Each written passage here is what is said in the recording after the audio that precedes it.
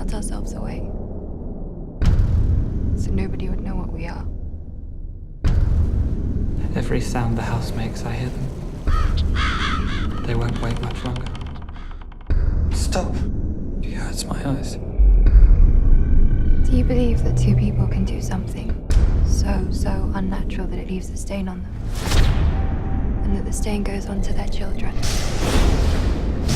to their children's children?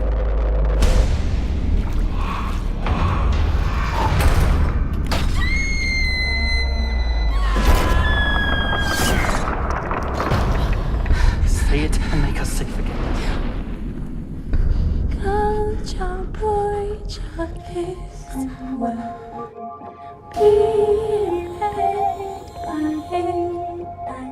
This house speaks to us. It belongs to us and we to it. They're coming.